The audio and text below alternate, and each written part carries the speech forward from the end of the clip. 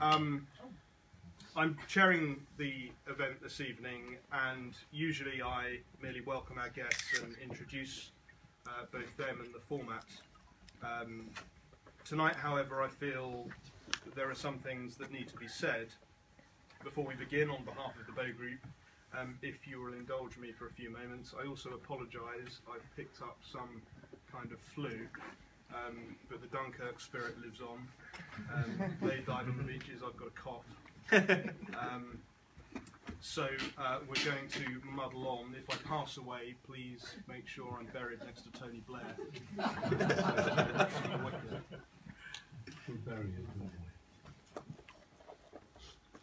This event was supposed to take place this evening in Parliament, but the powers that be decided that this would be too controversial. Raheem Kassam, one of our speakers this evening, recently headlined at CPAC, the biggest conservative conference in America. He is considered part of the mainstream of the conservative movement in the United States, our closest ally. But in the United Kingdom, his views are deemed too controversial to be heard in his own parliament. At the Bow Group, we understand that without freedom of speech and debate, there can be no other freedoms. And whoever pressures us or attempts to dissuade us from that course will receive only our ire. The establishment desperately want to distract from the fact that Parliament has ignored the clear instruction of the British people to leave the EU in full on March 29, 2019, tomorrow. My family has been involved in the Conservative Party since its inception. In the 1950s, my grandmother drove housewives to support Margaret Thatcher's selection in Finchley and then election to Parliament. The Conservative Party suspended me, despite me not being a member, which is some feat. I don't think they have many, so it's even more absurd. They smeared me in the press with all the baseless accusations under the sun because I and the Bow Group pose a threat to them, as we won't compromise on the principles of conservatism. We need to wake up to the fact that these people are not the poor allies of conservatism and Brexit. They are the enemies of it. In the run-up to the 2015 general election, someone at Conservative Central Office described me as the most hated man in Westminster. Now that isn't true, but it's an ambition that I certainly now hold. The Bow Group is doing what it was founded by Jacob Rees-Mogg's father to do, to stand up for the ideology of conservatism, not the Conservative Party. God knows we don't need another establishment liberal think tank. Yes, you have good people in the Conservative Party that stick to their principles and what were once the principles of the entire party. Lord Tevitt, Sirs John, Redwood and Bill Cash, and a few others. But so long as the organisation remains undemocratic, so long as the future leaders are selected and not elected, it will continue as an organisation to be the enemy of conservatism, Brexit and democracy itself. So long as we have a political system that allows the establishment to elect itself, we'll go on getting bad results that make a mockery of Britain. My quarrel is not so much with the Ken Clarks of the world, it's the sit-on-the-fences, the turncoats, the one speech this week, and another opposite one the next. When Britain had defeated the Nazis and Axis powers, we captured Goering, and in his defeat he said that Germany lost because the Germans had a hard hand and a soft heart, but the British have a soft hand and a hard heart. Europe, and indeed our own political establishment, have made the same mistake that Goering did. They have underestimated the merits of the British people. The current political class have now shown their true colours beyond doubt, and it is now up to all of us here and the millions more in the country to stand up against them for the future of our nation.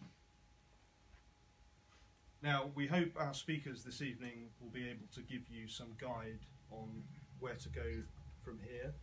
They represent a range of insurgent political voices, thinkers and parties. Stephen Wolfe, MEP, has been delayed this evening, should be here around 8 PM, so we'll reserve his opening statements until then. In the meantime, we're going to have 5 to 7 minutes of opening statements on the current political situation focused on Brexit from our speakers, and then we're going to throw it open to the audience. Raheem Kassam is a political activist, former editor-in-chief of Breitbart News London, and former chief advisor to UK independence leader party Nigel Farage. Current editor-in-chief of Human Events, a conservative American digital publication. David Curtin is UKIP Assembly member and former UKIP leadership candidate and education spokesman. Catherine Blakelock is a Brexit campaigner and founder, leader of a new political party, the Brexit Party, Nigel Farage's current political party. And Philip Blond is our conscience this evening, someone who supported Remain and is going to give us an alternative perspective on where we should go from here. I hope that you will grant him the great courtesy that he deserves for being with us and playing devil's advocate. Yeah. Philip is a political philosopher and Anglian theologian and director of the Respublica think tank. So if I may begin by handing the floor over to you, Raheem, for opening remarks, and we'll move down the table from there.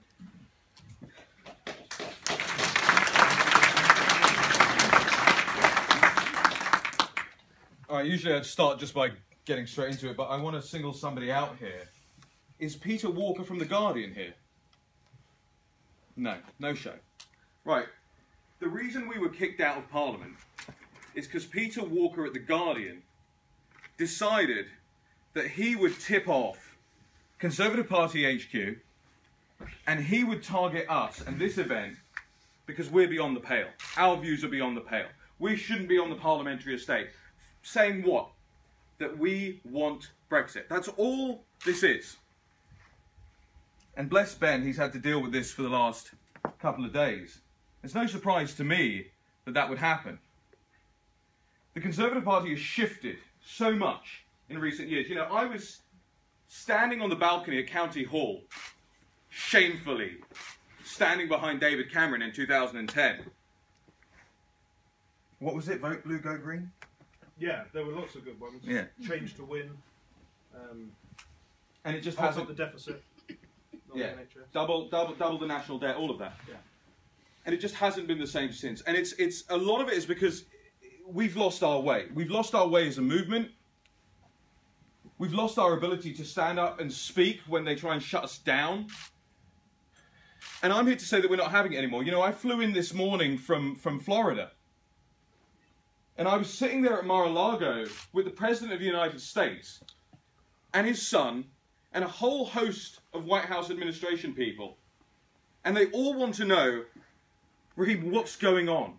We want to do a trade deal with you. We're ready. What's the hold-up? What am I supposed to say to them? Oh, God. Theresa May. It's not an excuse. It's not an excuse because it's our fault in a lot of ways. And so, while Ben has hyped me up a little bit today, I want to make myself a little bit unpopular in this room today. Okay? I wrote a book last year called Enoch Was Right. And it was in 1974, none of you in this room will remember, of course, that he decided to campaign for the Labour Party. He said, you know what, enough is enough. Ted Heath, the Conservative Party have lost their way. They're not offering us anything. They're not even offering us an out, something to campaign for. We had at least the Labour Party to campaign against. And he knew that.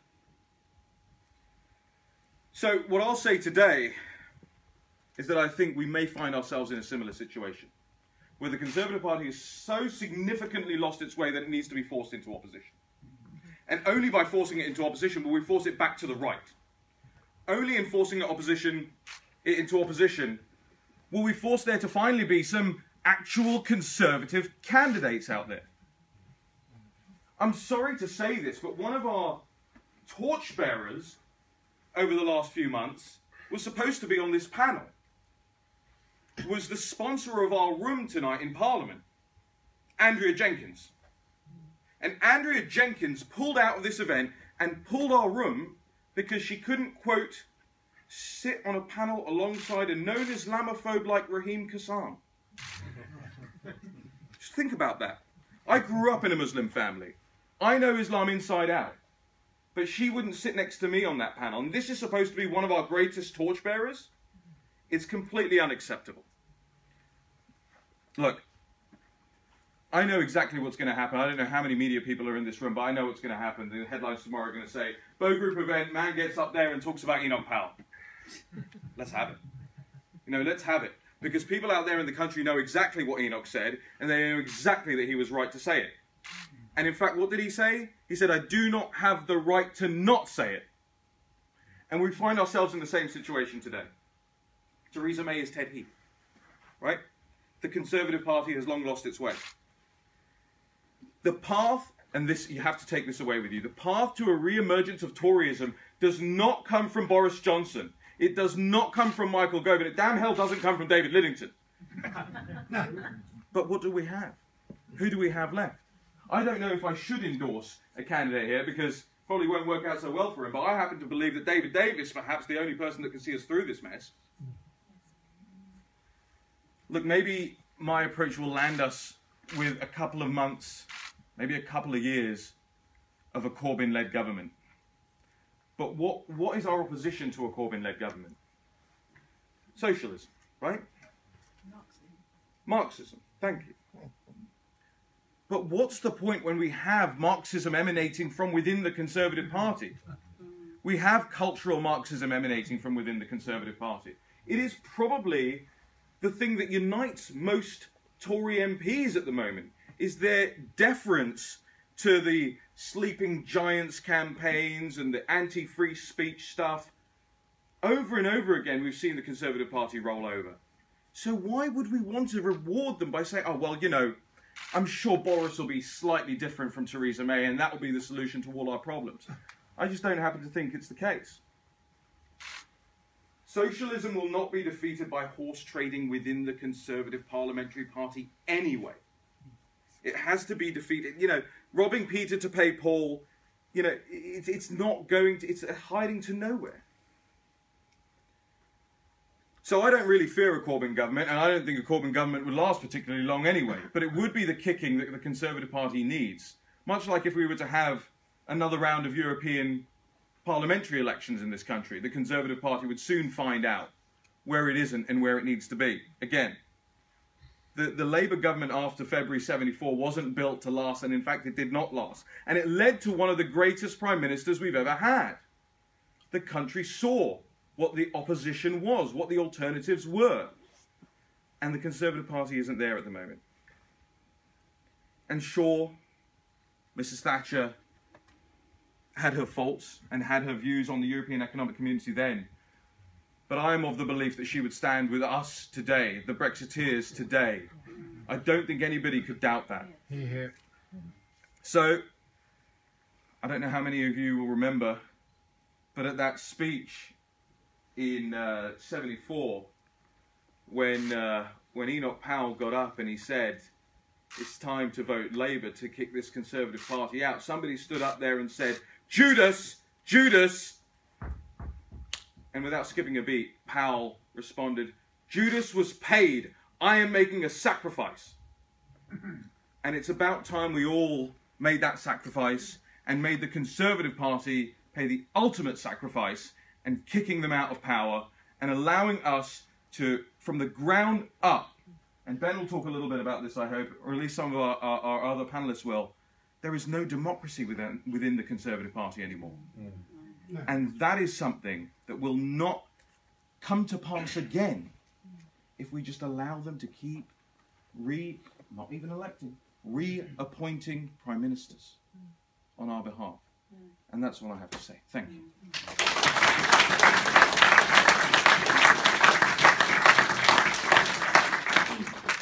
Raheem, thank you. And it's the Bow Group's position and the Brexit Advance Coalition group of organisations that we can't support the withdrawal agreement unless or any withdrawal agreement, unless it comes alongside democratic reform in the Conservative Party to ensure that Parliament is changed over the next decade so we don't keep getting the same results, and a comprehensive immigration bill, which is of course one of the leading concerns of people that voted for Brexit. I'm going to hand over now to Catherine Blakelock, who is a founder of the Brexit Party, and Catherine's going to give her views on the current situation and also how it may relate to the Brexit Party going forward if certain eventualities come to pass. Catherine, over to you. Thank you.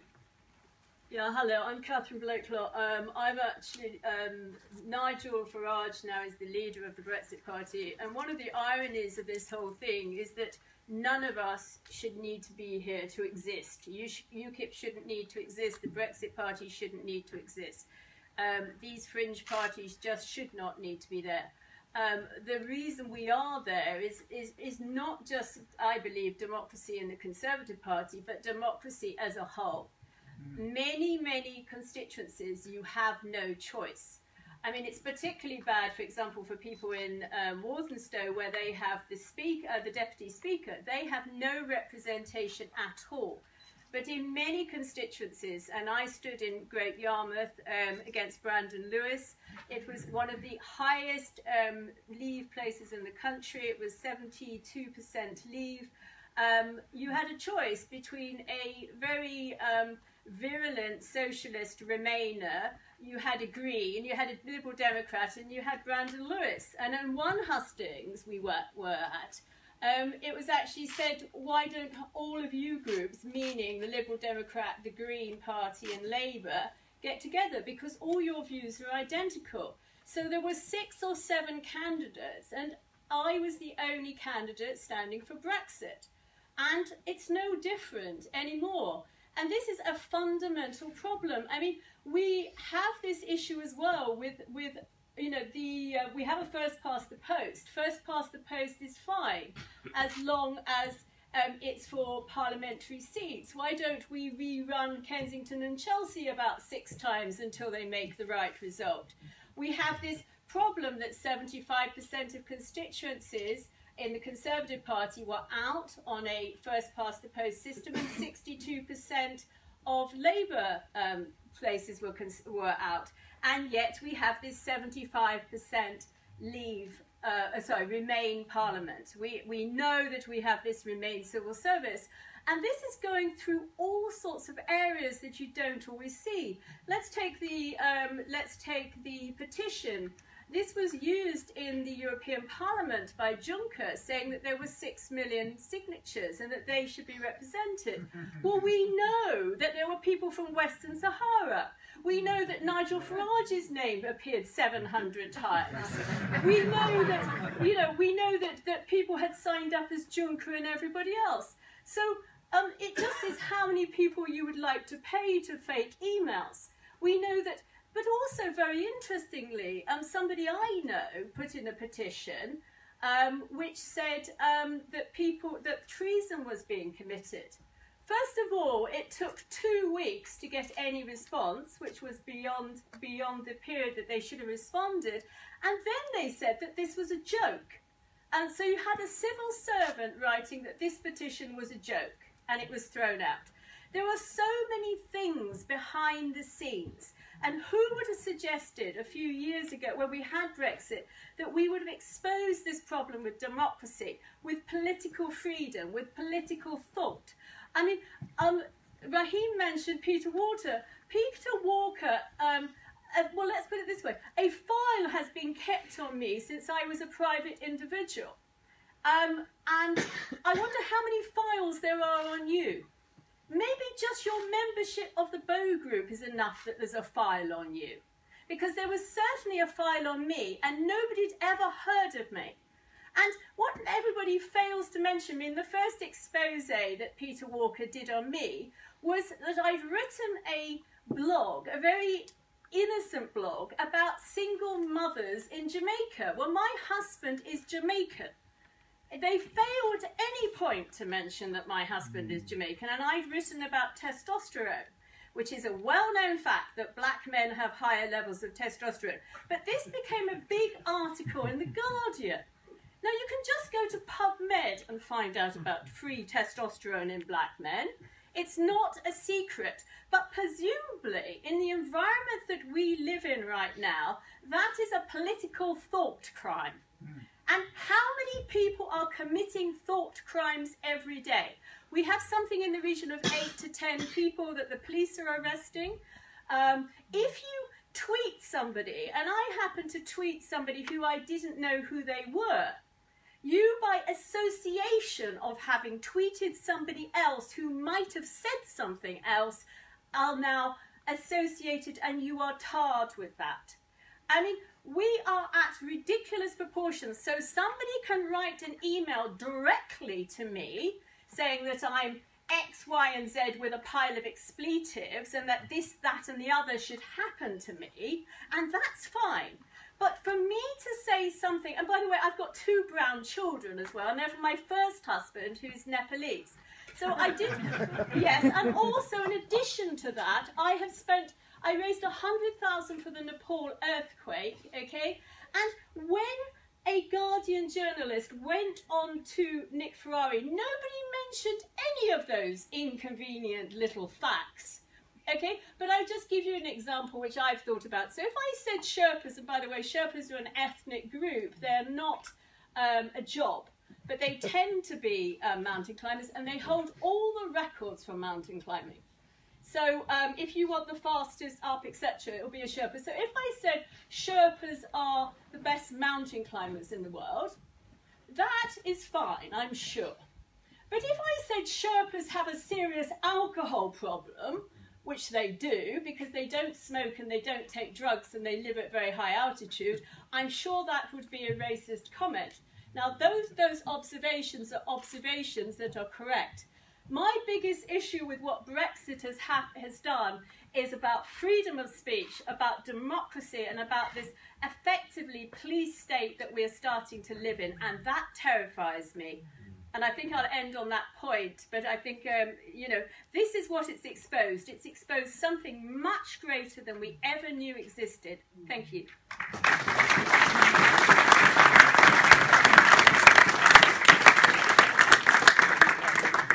Mr. Walker is well known to several members of the panel, but I find the whole Guardian thing particularly bizarre, given that I personally witnessed the Guardian consulting Raheem in the United States on several occasions last week. So apparently, last week they took me to lunch. Right. So apparently, it's fine for them to consult Raheem and listen to his views. Can I just say one other point about the Guardian? If you talk to the northern reporters and the younger reporters who come from the north, and I know what goes on in Great Yarmouth, and we're going to hear a little bit more about the social conditions in certain places that call Brexit. Some of them understand those conditions. It's this London liberal bit that's so different from the original terms of what the Guardian was, which is a northern newspaper. Thank you. Now, I'm going to hand over to David Curtin, who is a representative of UKIP, and I'm keen to hear what UKIP's position is on the current unfolding situation with Brexit. Of course, yeah. Thank you very much. Okay. Well, lovely to be here, everybody. You probably know me as a London Assembly member, and every month we have Mayor's Question Time, and I get to put questions to the London Mayor, Sadiq Khan. And, now let's be polite, okay, he's not here to defend it. Oh, okay, he's not here to defend himself, but I don't think he likes me too much, actually, because I've been on the London Assembly for 3 years, and he's never come up and asked to have a selfie with me. Never. So there's actually no photograph of me with Sadiq Khan anywhere in the world, as far as I know. But you know, he might be justified, because I do put him on the spot sometimes, as he's well known as one of the arch Remainers who would be very, very happy if Brexit was overturned. And I mean, he's come out in support of having a second referendum. And when he did that, I said to him in the chamber in the London Assembly, look, Mr. Mayor, don't you realise more people in London voted for Brexit than voted for you to be mayor? Didn't really like that too much. But that reflects the wider country as well. We mustn't forget that more people voted for Brexit than voted to stay in the European Union. And when Juncker and Verhofstadt and all these people from the European Union, Tusk and so on, say we've got to respect the 5 million or 6 million people who've signed this petition, we must remember, of course, the 17.4 million people who went to the ballot box and they voted to leave. And that's all that matters in this debate. Right. And if you remember back to about 3 years ago, we were all campaigning and fighting to leave the European Union. But the language has subtly changed. I don't know if you remember 3 years ago, but Brexit wasn't really a word. The first time I actually heard the word Brexit was about March or April 2016. But the words we used were very simple. Are you in or are you out? Do you want to leave or do you want to remain? It was a simple in-out choice. Nobody talked about Brexit much until after the referendum. And then people started to use that word to confuse the situation. So we could have a hard Brexit, a soft Brexit, a red Brexit, a purple Brexit, a red, white and blue Brexit, WTO Brexit, Norway Brexit, all these different options. But what we got to remember is on the ballot paper it says leave or remain. And the language which the politicians use who want to overturn Brexit is very, very clever. And of course they're backed up by the mainstream media. And you see it every day, you hear it every day. They use this language, we're going to crash out, we're going to jump off a cliff, we've got to avoid a catastrophe. This is programming language which makes people afraid. But we haven't really had too much of a strong response to that. Correct. But we need to have that response and call out this language which is being used to muddy the waters and to try to shackle us to the European Union. That's the language to use, because what we're doing is we're walking into freedom. And that's what people voted for. And the arguments that I hear today, it's quite remarkable, really, that we are still, 3 years nearly after the referendum, going through the same arguments again and again. It's as though time stopped in 2016, and we're just rehearsing the debate over again, even when we've won the right to leave. But very often, everyone just mentions trade. Now, trade is a very, very important thing. But there are many other reasons why people voted to leave the European Union, and sometimes it was a combination. Now, what I would put it down to in a nutshell is 8 things. People voted to take back control of our sovereignty, our laws, our borders, our fishing waters, our agriculture, our trade, our money, and to keep control of our armed forces. But when you hear people debating, always mention trade, but never ever do I hear any of the other 7 things mentioned anymore in people who are debating and trying to persuade us all to stay in the EU. And that's because they have no argument whatsoever which will stand up under the weight of scrutiny among the 17.4 million and even more who have joined us now. There is simply no argument to say that if we don't get back our sovereignty, it's a bad thing. It's a good thing in every single way. It's a good thing in every single way to come out of the common fisheries policy, to take back control of our money, the £39 billion. And that's just a figure which is stuck in the air, but we can't really visualize what that is too much. I want to give you a visual key here, which may make people understand how much money that is. If you imagine a football stadium, Premier League football stadium, full up with 40 or 50,000 people on a Saturday afternoon. Now, the average annual salary of a normal person outside the London bubble here, it's about £25,000 a year. So if you imagine a full football stadium, £1 billion, just £1 billion, is a year's annual salary for the entire audience in a football stadium. That's just £1 billion. So 39 billion would be the annual salary of 39 football stadia. That's probably everybody who goes to watch a football match all over England and Wales on one weekend. And the EU says, we're going to take all of that money from all of those people and you're not going to have it. We're just going to take it. Basically, it's a bit of theft. We don't need to give it up because there's absolutely no good reason to do it.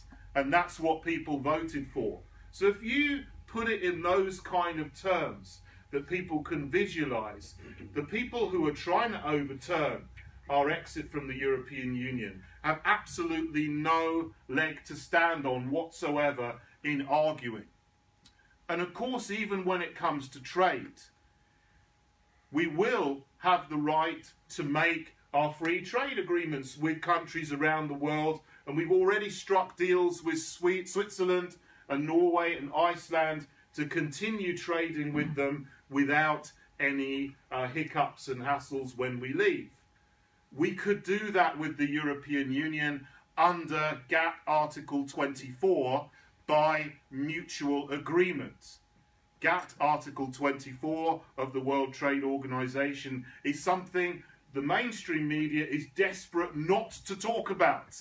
And whenever you get these so-called experts on, they rubbish the idea.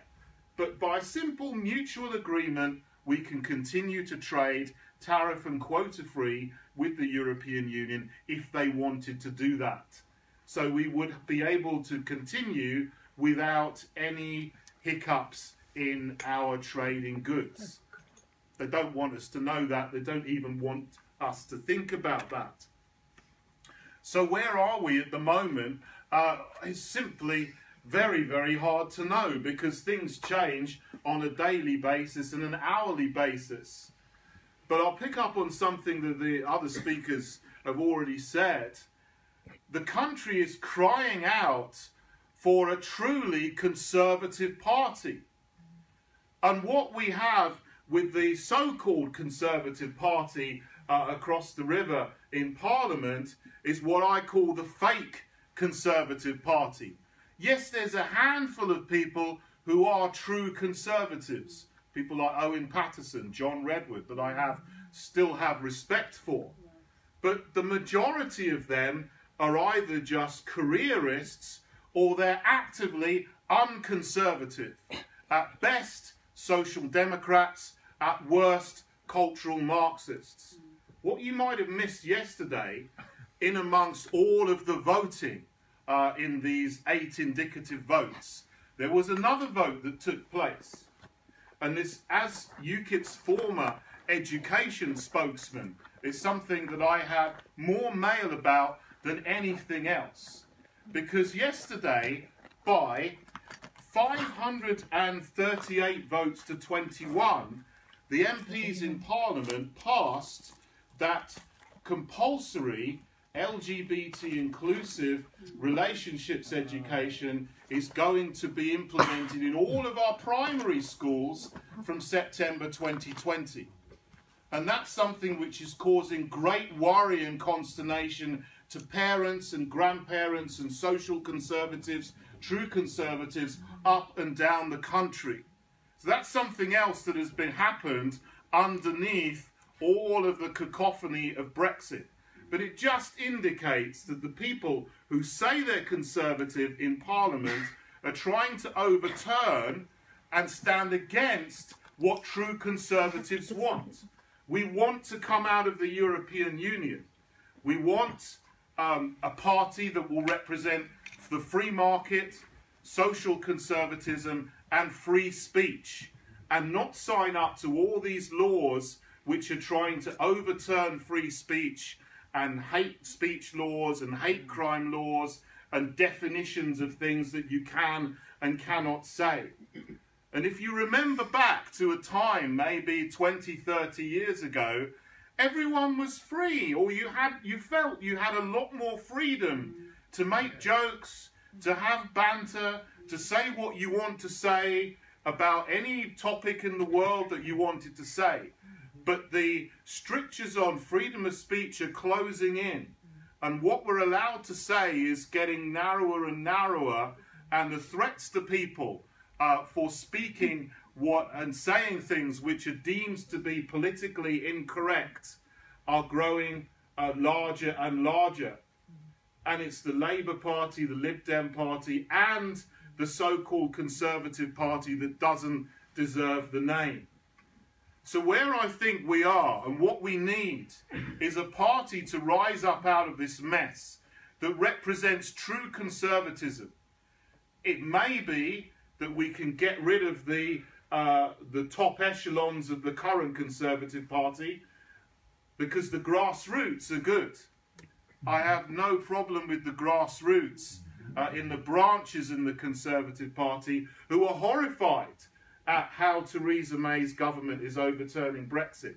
But I don't hold out much hope. I'm in UKIP, and I hope UKIP can be that party. Maybe we will. Or maybe there will be a great realignment in British politics, and all true Conservatives will come together. But when we do, and if we do, then we will have the Brexit that we want, which is leaving the European Union in full. And we will have a party which resonates with the vast majority of people in this country. It will be a party that will be invincible at the ballot box, that will deliver our independence and will rebuild the foundations of this nation and make this country great again.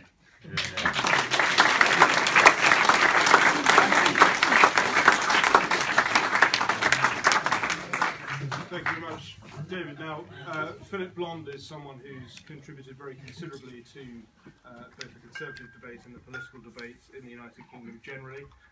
In my opinion, one of the most important contributions he has made is identifying conservatism as distinct from neoliberalism, and indeed liberalism generally. There are a number of people, there is no doubt, that are conservatives who do not feel that we should be leaving the European Union. Peter Hitchens, for example, hates the EU, but doesn't think we have a government capable of delivering it. There may be some truth in that, it would appear. So I'm now going to hand over to Philip to give an alternative perspective this evening and how he sees the state of politics from that perspective. Well, thanks very much, Ben, and it's lovely to be here. I like Brexiteers. I do because they have a deep sense of what is wrong, and they want to speak to that. And nor are they complacent in how we approach that. So what I want to talk about is what's gone wrong in our country and in our political and economic settlement that's led to where we are. And I want to talk about long causes. Then I want to talk about what really is great about Britain, because I don't think great is a geographical term. I think arguably it is the greatest empire since Rome, and it's hard to think of anything else that stands equal to British history and British legacy. But I want to explore what that is, and I want to suggest being true to that legacy leads to a different relationship to Europe than the one we currently have, and to the one advocated for by those who want a Brexit. So basically, where are we? Where are we in our political shift? I think we're in a post-liberal moment. We're in a world where we have been governed by left liberalism, predominantly social and cultural liberalism. This is a post-liberal moment. Thank you very much. This is what I most needed. It's Eurofish. That is fantastic. Thank you for the fraternity, brother. Relative determinism. So, we have been governed by, essentially since the 1960s, a left-driven project of social liberalism, and since the 1970s, late 1970s, a right-driven project of economic liberalism, and the two have come together. It's quite interesting to date when and where. And they have resulted in the complete destruction of the lives and stability of the poor. I do a lot of polling, I do a lot of work with centre-right parties in Europe, and everywhere I poll, the two dominant concerns are fear on the part of those who are polled about the future of their children, and fear about their parents. What marks the modern European polity, and indeed marks the American polity, is insecurity. And I want to argue tonight in three parts. First part is what has delivered us to modern insecurity is extreme liberalism and being governed from extreme liberalism. Now, this doesn't mean I'm a liberal. I'm not a liberal. I'm not an absolutist. I don't want to kill anybody. I don't want to prohibit freedom of speech. I want a radical freedom of speech agenda, and I don't think I know the truth, and I have no sinister project involving dictators. But I do not think any tradition of liberty comes from liberalism. And I think the type of liberalism we've got now, which is a be like me liberalism, it's no longer the modus vivendi liberalism, live and let live. It's be like me or pay the penalty. Be like me or I will get the state to persecute you. We are in a phase of persecutory liberalism, which if you study philosophy or read philosophy, you don't have to study it, you can just read it. It's there in Rousseau, it's there in Hobbes, it's there in Rousseau's notion of the general will. Now, what has liberalism done? Now, I'm sure that most of you won't agree with much of what I'm saying, but I suspect all of you will agree with some of what I'm saying. What liberalism has done economically, let's do the easy bit first, because all the evidence suggests that the economic drivers of Brexit are not as important as the cultural drivers. So culture is more important. Meaning is more important than money. But let's talk about money. What we have, modern economics speaks a good talk on the free market, but all it has delivered is monopolies, economic concentration, and oligopolies.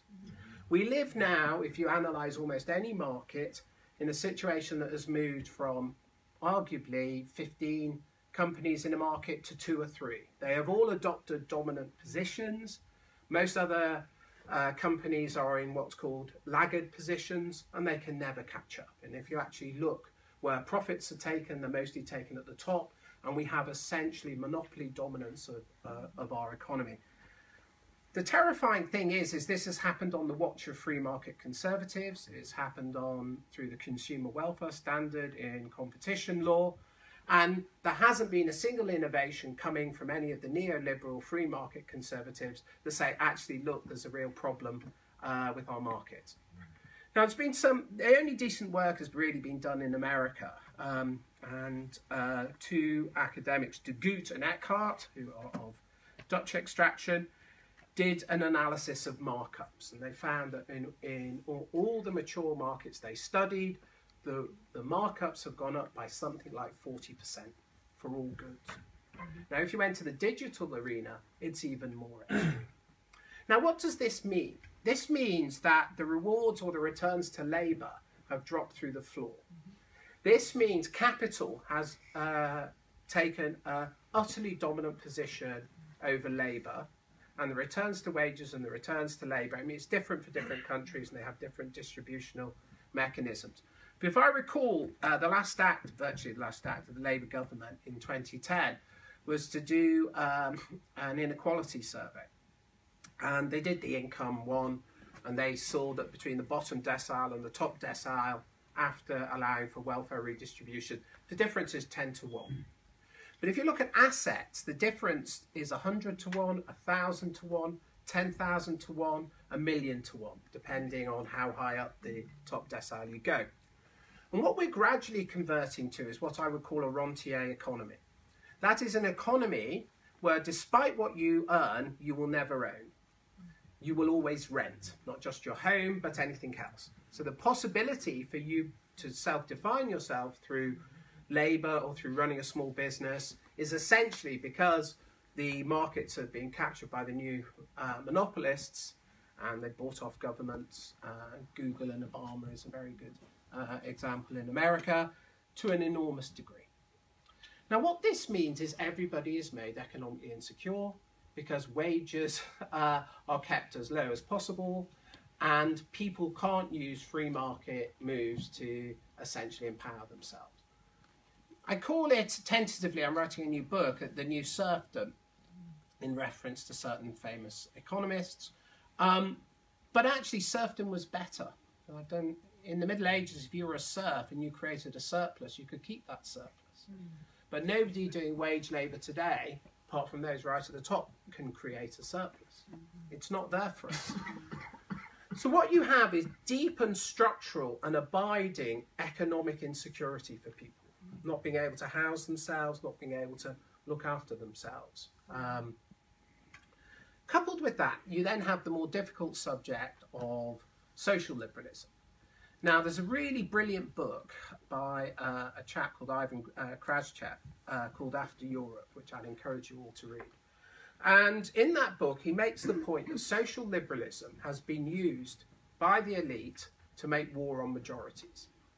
And that what happens is that elites ally with minorities or perceived minorities to take apart the social settlements of majorities. And that can be along any form of line around sexual behaviour, around what you teach and what you're allowed to think, and groupthink. Now, this is fine if you're upper middle class and you don't, you can sleep with who you want, you can do what you want because you've got assets and you're okay, and you've been brought up by a stable family. But it's death and destruction for working class people who are denied social stability, who are denied the possibility of marriage because marriage is essentially now denied to them socially, and stability is denied to them socially. And we have essentially denied any form of solidarity for people, for the structures of solidarity in their lives. So what do I mean by that? That sounds a bit vague, a bit obtuse. So if you're a one-earner family, so think of families, think of children. We know, for instance, that the gender pay gap is no such thing. We know that it's a pregnancy gap.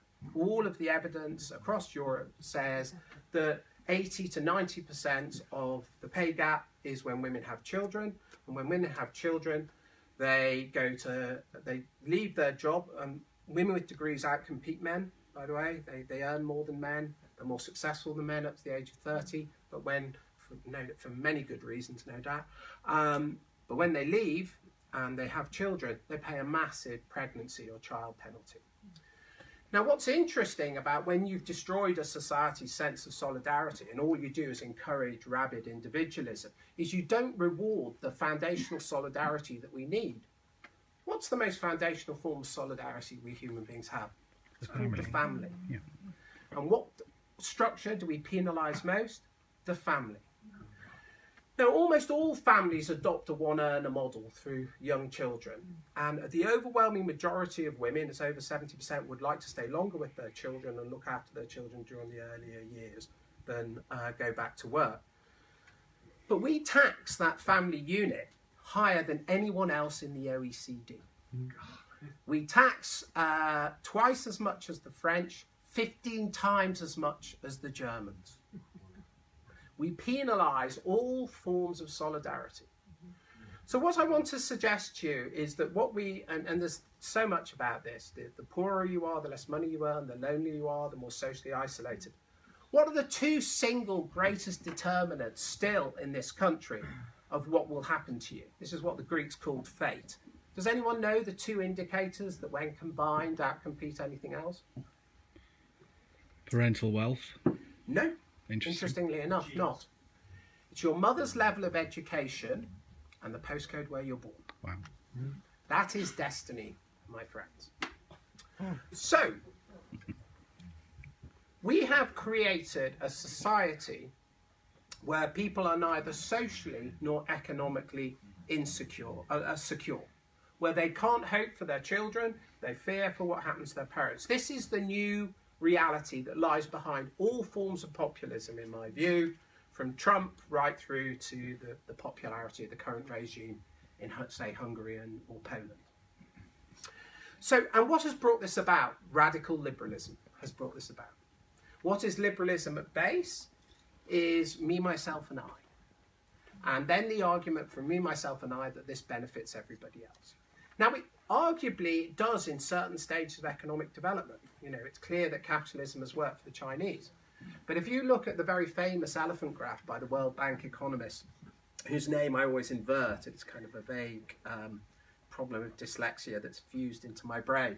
But Milan Brankovic's elephant graph, this shows the distribution of economic gains on a global basis since the 1970s. And it shows very clearly that the Western working class hasn't benefited from economic growth.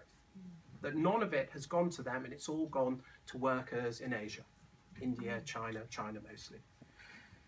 That's where we are. So what do we now promise through forms of radical liberalism? We only promise insecurity, and we can only offer you insecurity. They're the long trends, I think, that lie behind Brexit. Now add in something else. Add in migration. The overwhelming evidence from all of the very good academics is that migration is the great driver, it is the great fear.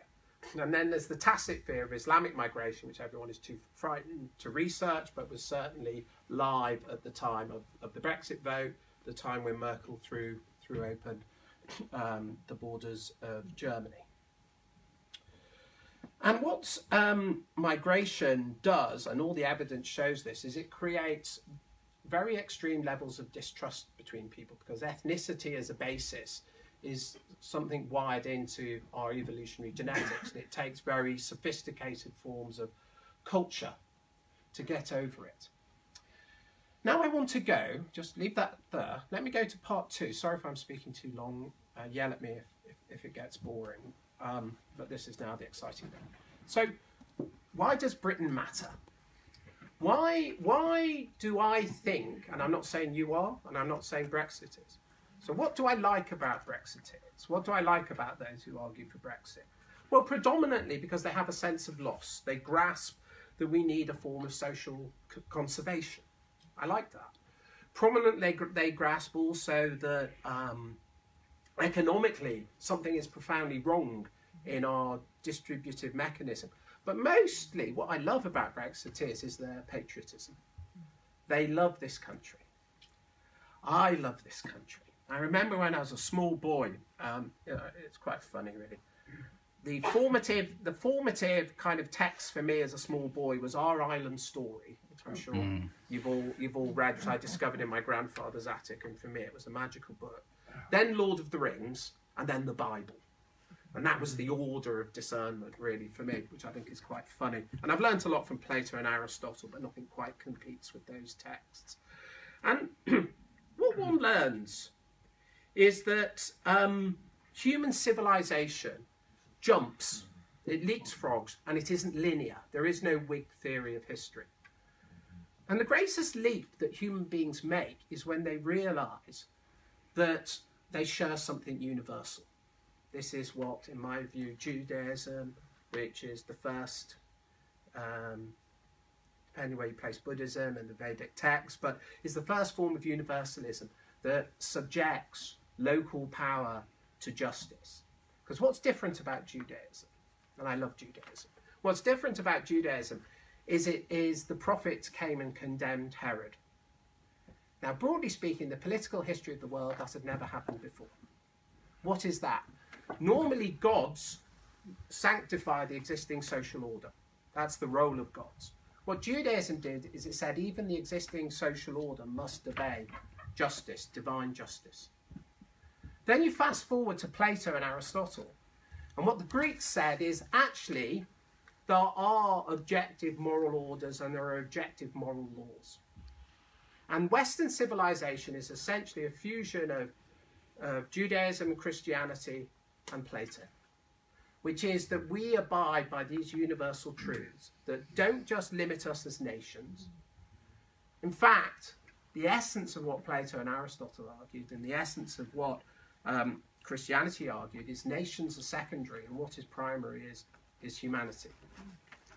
Now, why I love Britain, apart from its landscape, which is clearly mirrored in heaven, is that Britain is a civic empire.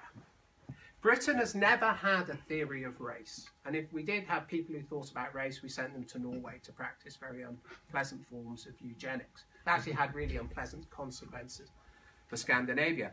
We have always had a civic account of what it is to be British, i.e. that it didn't have anything to do with your skin colour. And in point of fact, if you look back to the Hastings judgment in the 18th century that said no one who lands on Britain can be a slave, one can understand the American Revolution as a revolution arguably of slave owners against a monarchical British Republic that aimed to free all slaves.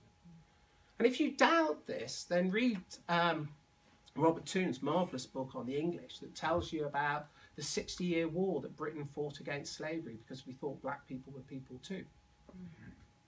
And we deployed 1/6 of the Royal Navy in the Atlantic to intercept slave ships and freed at sea over 300,000 people.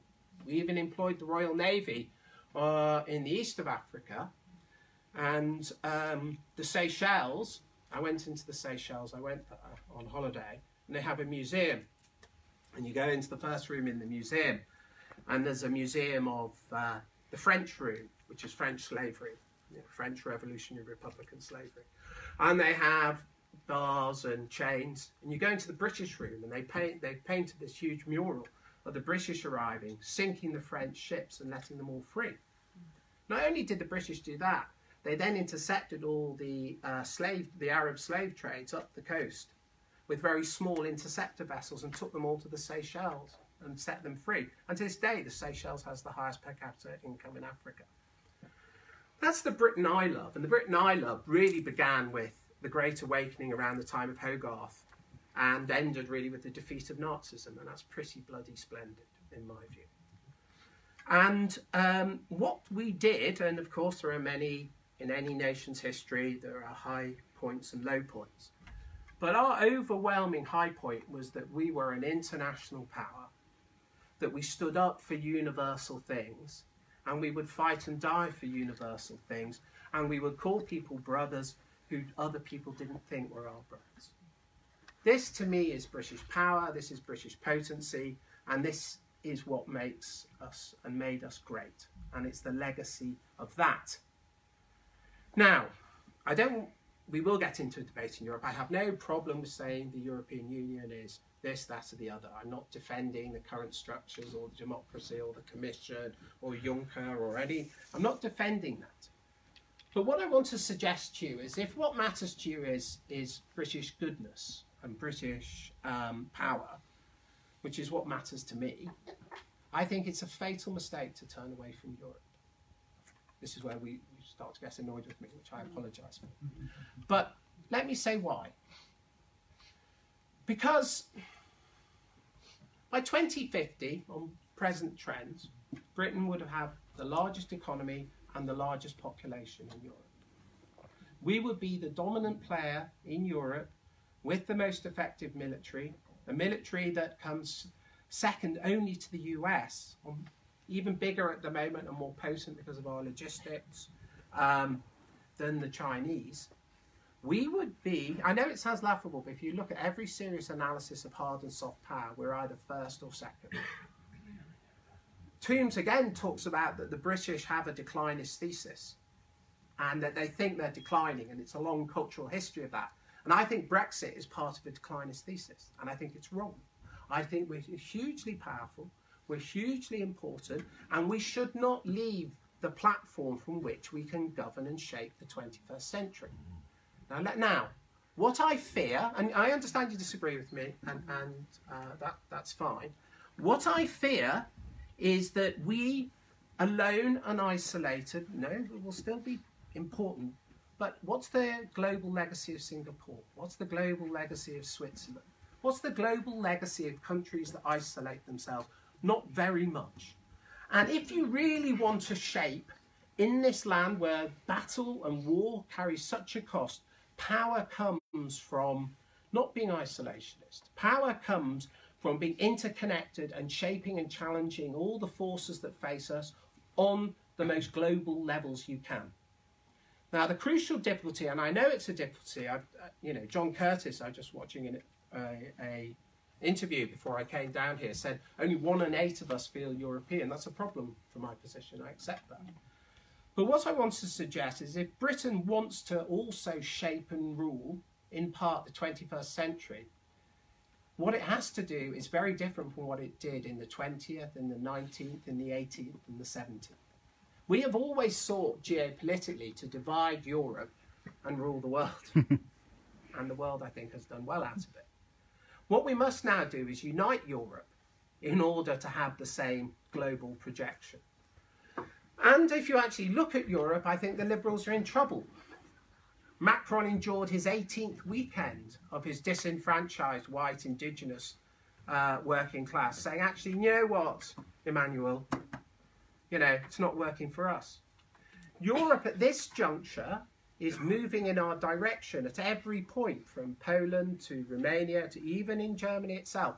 And I have sat and gone for dinners with 4 European nations and politicians of those who begged us not to leave and said, for Christ's sake, don't leave us alone with the Germans, or don't leave us alone with the French. And, like no doubt many of you, my relatives have died in Europe. My grandmother's brother was an Everton footballer and he was killed at Monte Cassino. And no doubt many of you have relatives who died in Europe. I don't think they died to hand Europe back to the powers. No, I'm just saying that it's patriotic. I'm not in any way impugning your take, which is different from mine. But I'm just telling you why I feel it patriotically. I'm just explaining my own emotional. I don't feel that we should sacrifice. The sacrifices we've done from Europe means we should depart from it. Now, what I want to ensure is British power in the 21st century. And I think with American isolationism, with the rise of a deeply authoritarian, insidious and dangerous Chinese superpower, with Russia prepared to do almost anything in order to increase its own prestige. Until he drops dead. Maybe.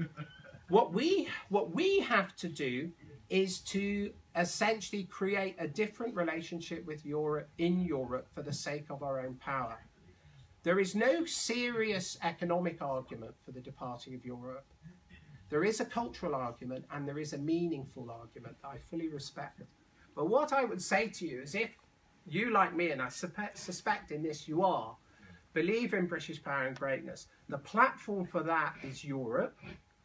The constituency for that is both here and in Europe, where we are not hated and where in many parts we are loved.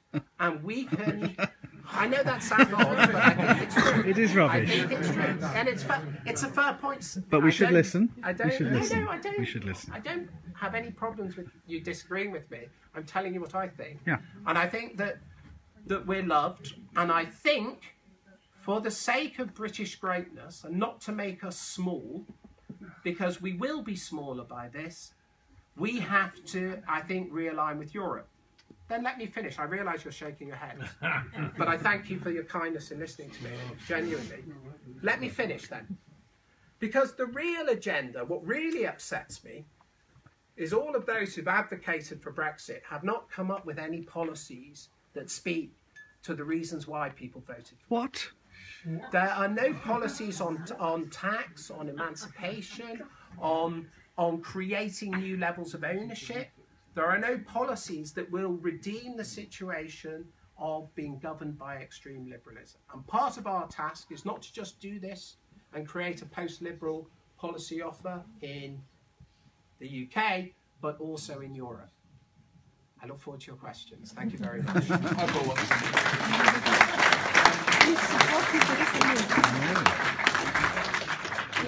In the spirit of freedom of speech, I think it's very important to hear from Philip in the Conservative debate. In the same spirit, I want to throw it open to the audience now. Whether you are a Brexiteer or a Remainer, someone that's pro-May's deal, whatever colour you come in, you'll be Peter Walker if he's around. If you could just please raise your hand and if called upon, could give your name and organisation if relevant, and then if you do have an individual on the panel that you want to direct your question to, if you could state them. I'm going to begin with you, madam. I'm not putting my hand up, so. It's the person behind you. It's Alex Turner. I'm just one of those ordinary Conservatives who is not represented by the Conservative Party that has been doing all the legwork for the past 20 years and not really gotten anywhere.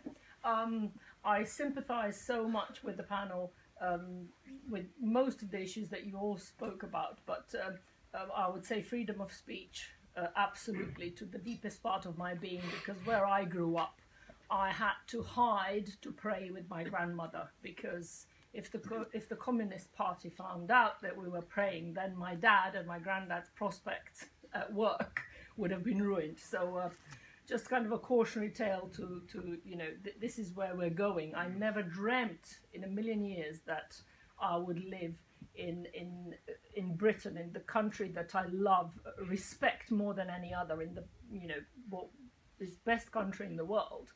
I would think that perhaps, is this right or not right to say, because I inadvertently might say something that would, you know, cost you your job or cost you being excluded from it. My question is, since David has so nicely set out his stall and an invitation for people to join UKIP, and you might be a Brexit party, my question is, last week I counted about 12 parties, you know, not just UKIP and Brexit Party and Sovereign Party, Libertarian Party, Veterans Party, you know, I counted up 12, I can't remember all 12 now, is because of our electoral system that we have, I don't know how we were going to change to be more representative, none of these parties, even if we do have a general election in September or whatever, would be able to have either enough candidates or, you know, so there's this fragmentation. My question is, will you try to do this, to have an umbrella, you know, generally everybody agrees, so why not come together? Why is there UKIP and Brexit Party and, you know, all these parties? Because in the only way that we can, what Ben said, bring these true conservative values to be representative in the, you know, us, the conservatives, I suppose, is if we have some weight. And at the moment, with the way things are, there is no weight, and it's all kind of bickering and all a bit same as, you know, kind of momentum on the left, same thing, kind of fighting over small things, when we're actually fighting for the soul of conservatism, which is, you know, so much bigger and more important than, is it UKIP, is it Brexit? Shall we? Thank you. I mean, I to speak to that point very briefly, I think the answer is democracy. And the problem with the Conservative Party, one of the reasons why we have a real problem with representation in Parliament, is there's no primary system like they have in the United States. Most seats are safe seats, and you get what you're given. The bods in Conservative Campaign HQ decide what candidate you're going to get, and you can like it or lump it. And that's what's got to change. There's no doubt in my mind that the Conservative Party, if it had democracy within it, not only would look radically different, but so would the country. And let's not forget, the reason I mentioned the point about Margaret Thatcher and my grandmother driving people to vote in her selection was that you could back then. And Margaret Thatcher never would have become Prime Minister. She never would have become an MP if it had just been up to the people in Conservative Central Office to make that decision. So, you know, we've had events, and I know you've come to them, where we've talked about how the Conservative Party can change, but I think there is an argument for people that say no more and form their own parties. And Catherine, I'm going to come to you on that question. Why did you set up the Brexit Party? Well, I think there's one person who, you mentioned a lot of parties there, but there's one person who's been involved with all the people in those parties, and that's Nigel Farage. So you take the Libertarian Party, those are people who were in UKIP. You take Veterans and Democrats, they also were, even Anne-Marie Waters was in UKIP. There's the issue, I don't think, is just really Nigel, but the only way the Conservatives could win, and they could win really, really big, if they had somebody who could say, bring in, say, Boris and Nigel. because Nigel could bring 4 or 8 million votes. He got 4 million votes in 2015 when those other parties didn't exist. And he said that he would come back, he would get 8 million next time. But if you had a Conservative leadership where you actually could bring in the Purples and the people on those other wings, then you would win massively. You would get 50% of the vote. And I think there's been an unfortunate split, but you know, I still think that Nigel is the person who can make political change. He already, to a large extent, did make political change, and he's the only person out of all those small parties who has the name. I mean, do you know who the leader of the Veterans and Democrats is, or the Libertarian Party? No, that's the answer. So the only person in this country with name recognition is Nigel Farage. That's it. And for me, it now is very interesting what's going to happen with the Conservatives, because if they put in, they have such an important decision. If they change and they put in an unknown, or they put in a safe, boring person, they have to move to the social Conservatives, and they could win. And that's my opinion. And they have to form what we all want to be. I don't want all these splits, and nor does anybody else. Catherine, thank you. David, you're a representative for UKIP. Why do you think that people should join UKIP, vote for UKIP, rather than trying to change the Conservative Party from within? Yeah, I think I said a lot of that before. I mean, the Conservative Party is completely run and governed by people who are not Conservative, and they're letting the grassroots down tremendously. They have been for years and years, and every election is someone comes up and they sound Conservative, and every time people fall for it, they get deceived, and then when they get into office, they just go back and they're as liberal as they were, before. We need to wake up and actually not listen to the promises that the people there make 2 or 3 days before the election, and look at their records. Mm-hmm. We have a great opportunity right now, because with Brexit, it's completely laid bare and laid open the deceit of people who say they're Conservatives and they're not, and all of the things that they're trying to do to dismantle our nation and keep us tied to this EU superstructure, which will destroy our nation and our identity completely. It's a once in a lifetime opportunity to completely remould the whole shape of British politics. That started a few weeks ago with people joining this TIG group. Some Labour people and some Tories left, to join this new Liberal group. But then it stopped happening. But I think there will come a point where that will just continue, and everything is fragmenting at the moment. To my great sorrow, UKIP has fragmented. I obviously was elected when Nigel Farage was the leader of UKIP, and I still have immense and great respect for Nigel Farage, and I hope that we'll work together again in the future. Absolutely hope that. And if there is a great realignment, then we can all come together as true Conservatives and make that party happen. That's my hope. Thank you, David. Very briefly, Raheem Kassam, you were senior advisor to Nigel Farage during the 2015 general election. Do you think he should have just stuck with the Conservative Party 20 years ago? Do you think that we would have had a better result if we'd done that? No, I don't think so. But, when I was running Breitbart London, I tried to unite everybody under the same umbrella. Tried at least just to unite everybody. We had a Nigel column every week. David used to write very often. Yeah. Stephen Wolfe used to write very often. Anne-Marie Waters used to write very often. Even Suzanne Evans used to write for us very often.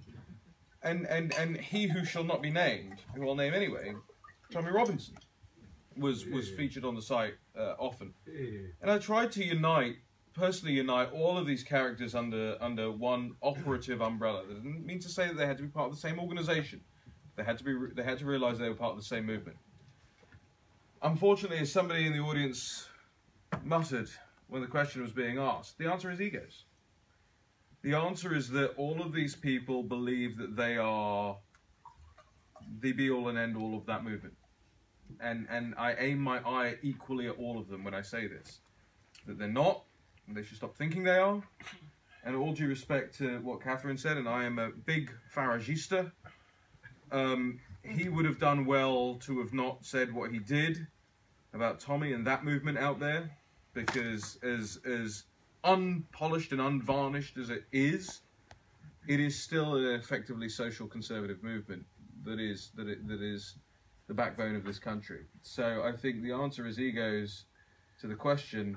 The answer to the problem, I don't know. Thank you, Raheem, and welcome, Stephen. Thanks for making it. We'll hand over to you in a second for some brief remarks on the current situation. Okay. Just after I've taken the question, and then we'll throw back to the audience. Yes, sir, in the second row. Excuse me. There. There's a gentleman at the back who's had his hand up from the very beginning. Yeah. Well, no, okay, madam, but that's Roger not Kendrick. Exactly. Thank you, I sir. think that what we have, you mentioned democracy, and I think the real problem, there's a lot of good analysis in what's been said tonight, but for me, it's about democracy is failing. And democracy for me is that every 5 years or so, we vote for the people who are going to govern us. Yeah. And that isn't really happening because of some of the reasons that have come out today. We've been told by your colleague to your right that there's insecurity out there, that the wealth is going to the Far East and it's going to big business. It's not going to people who work and do a normal job, which is why so many people in the north voted for Brexit. And I think what we need to get a grip of is what has gone wrong with democracy. And part of it, I think, is you said that the establishment is voting for itself. They fix who you can vote for. I'm in Dominic Grieve's constituency. And tomorrow there is a motion put forward by the association of confidence in Dominic Grieve. They will not allow amendments. They will not allow an amendment that would say that he should, if the motion passes, a no confidence motion passes, then they should start a selection process. So what you have is the establishment, which you also mentioned, and the establishment is controlling us. And who is the establishment? Well, it's a lot of people who work in the BBC, it's the civil service, it's the legal profession, and it's the education system. Because the education system, particularly Oxbridge, they don't allow anybody to get become a Don if they're not socialist and if they don't preach the stuff that corrupts the minds of all the people, the bright people who end up in these jobs in the BBC and in the civil service and indeed as parliamentary candidates. But I think the EU is also undemocratic for a totally different reason, because you've got no vote, no control of anything. So for me, I think if the Bow Group is going to be successful in trying to restore our independence and let people get some benefit from our economy and our growth, then what we need to do is sort out democracy, and that includes sorting out selection in the Conservative Party. It includes getting the hell out of the European Union, which is managed rather like China by a group of self-appointed people, and become a country which 17 million people voted for, and that's people taking back control. And we need to do that by being able to select who we vote for and voting for people we want to govern us. Nice one. It's interesting, isn't it, that we've heard from two people so far this evening who are members of their local Conservative association whose views seem to differ radically from the current Conservative leadership. And We can't vote for them. That has been my experience of the Conservative grassroots, and David, you touched on that as well. I don't think there's a problem with the membership, but somehow they've ended up with the tail wagging the dog. Stephen, again, welcome. Stephen Wolfe, MEP, a prominent Brexiteer, has run for leadership of UKIP himself. Stephen, we're discussing, has Brexit been betrayed? We're discussing the potential ways forward. And if you could give some brief remarks on your thoughts on the current status quo. Yeah, well, thank you, Ben. Thank you, ladies and gentlemen. I don't know whether you want me to sit or stand as I talk, because I'm literally dripping. It's taken me 3 flights, 2 trains, an underground and a taxi to get here from Strasbourg today, from what was supposed to be a simple flight, but then we had strikes at the border of Calais, strikes on the railways, and strikes at Brussels Airlines. And I thought Oliver Letwin had obviously taken charge of Europe's railways lane system to come here. And I had prepared something, and if I could just read this, if I may. This was part of the speech I wanted to give you to you today, and it's: since you, the Parliament, have done the nation so much right and yourselves so much honour as to declare, the people under God are the original of all just power, and given us thereby fair ground to hope that you have really entered into giving us their freedom and prosperity. Ye, those who mean the best, are many times misled so far as the prejudice of those who trust them, as to leave them in a condition nearest to bondage, when they had brought them into the way of freedom. Ladies and gentlemen, those lines were made by Lieutenant Colonel John Lilburne, one of the first pamphleteers and levellers, who fought with Cromwell to remove the King Charles I in order to provide freedom and democracy in this country. His reward for helping remove the king was to be imprisoned, along with others like Andrew Sexton. Those who challenged Cromwell once they'd put him into power, like the Burford Three, who were murdered at Burford for simply having the heretical view of a parliament elected by the people and the rule of law. All that occurred on the 20th of February, 1649. All the people under God are the original of all the just power. And when they thought that Cromwell and Parliament had brought them freedom and security. Where did we hear that, ladies and gentlemen? Was that not on the pamphlet that was sent at a cost of 9 million by our government, that we would be given the choice to choose our freedom, a democracy under our own Parliament, and removal of the shackles of the European Union? Was that not the words of our Prime Minister at the time, David Cameron, and his lackeys in the government at the time, who suggested this is a one-time only vote for you to benefit from the way of freedom? Was that not what was placed in the manifestos, what I regard the political and democratic governing document from every political party to the people in 2017? Didn't our political class, in the same way the words of Lilburne, the same way that Sexton, who wrote Under England's New Chains, discovered that we the people were supposed to be the masters of our own destiny and politicians were supposed to be our servants? Correct. Today we once again have our England's New Chains but rediscovered, because we know firmly, sir, not only in our constituencies, not only across the country, not only in this rotten parliament with rogue parliamentarians, have we got a political class that despise you, the people, and everybody who is not like them. We fought a war in the 1600s to remove a king who despised them. Every part of our history of this country has ended with some form of lawful rebellion and sometimes unlawful rebellion to remove those who regard themselves as above the people. We gave ourselves and hoped for a lawful rebellion with the vote, and they're stealing it from us now because their snobbery, their arrogance, their belief that you are beneath them is palpable in the odour that exudes from their very skin and from their words that exit their mouths. They are not fit to walk on those hallowed halls of that chamber, and we may have lost this battle to those who sit in the chamber that I left this morning, those who laugh at us, those who despise us, those who ridicule us, those who offer jokes to our Prime Minister and seek to belittle this great country in the way that I've seen over the last few weeks. Now I say to you, you will be feeling despair, because I certainly feel it.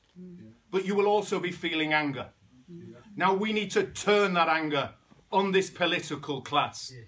We need to enact lawful rebellion once more in every way that we can. We need to make every parliamentarian, local politician who has denied us our vote uncomfortable in walking the streets wherever they eat. It is just the same way that they have insulted you by calling you, in the words of Clive Lewis, the MP, racists and right-wing fascists for wanting to have your democracy. We will not stand by and allow that kind of hatred, that kind of nastiness to ruin something as beautiful as democracy and freedom. Sorry, Ben, I know there was a question, but it's lawful rebellion we need to move into by pounding the streets tomorrow outside the Houses of Commons to let them know we have not gone away, to ensure that they hear us everywhere in their own constituencies, and yes, sir, making sure you get more motions and amendments against those Conservatives. That is how I feel today. And there is no way that 3 planes, 2 trains, a taxi and a ride would have made sure that I didn't get here tonight to be amongst friends and patriots and lovers of freedom, because I know it's in your hearts and we aren't going to let it die.